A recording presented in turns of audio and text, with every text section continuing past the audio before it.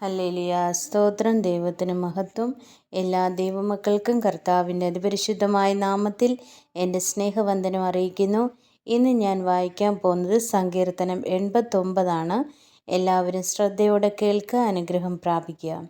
യഹോവയുടെ കൃപകളെക്കുറിച്ച് ഞാൻ എന്നേക്കും പാടും. തലമുറ തലമുറയോളം എൻ്റെ വായ് കൊണ്ട് നിൻ്റെ വിശ്വസ്തതയെ അറിയിക്കും. ദയ എന്നേക്കും ഉറച്ചു നിൽക്കും എന്ന് ഞാൻ പറയുന്നു.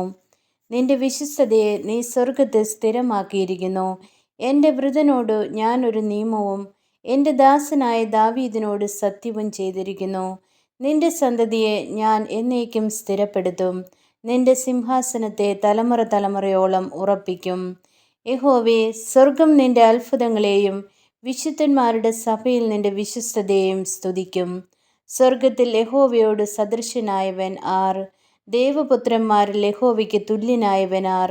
ദൈവം വിശുദ്ധന്മാരുടെ സംഘത്തിൽ ഏറ്റവും ഭയങ്കരനും അവൻ്റെ ചുറ്റുമുള്ള എല്ലാവർക്കും മീതെ ഭയപ്പെടുവാൻ യോഗ്യനുമാകുന്നു.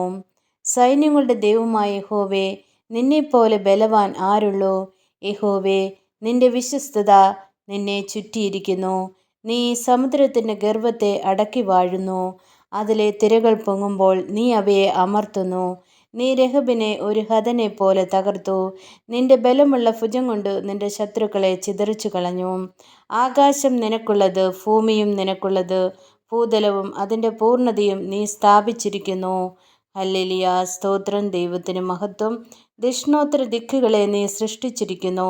താബോറും ഹെർമോനും നിന്റെ നാമത്തിൽ ആനന്ദിക്കുന്നു. നിനക്ക് വീര്യമുള്ളൊരു ഭുജമുണ്ട്. നിന്റെ കൈ ബലമുള്ളതും നിന്റെ വലം കൈ ഉന്നതവുമാകുന്നു. ഹല്ലേലൂയ. സ്തോത്രം. ദൈവത്തിന് മഹത്വം. ആമേൻ.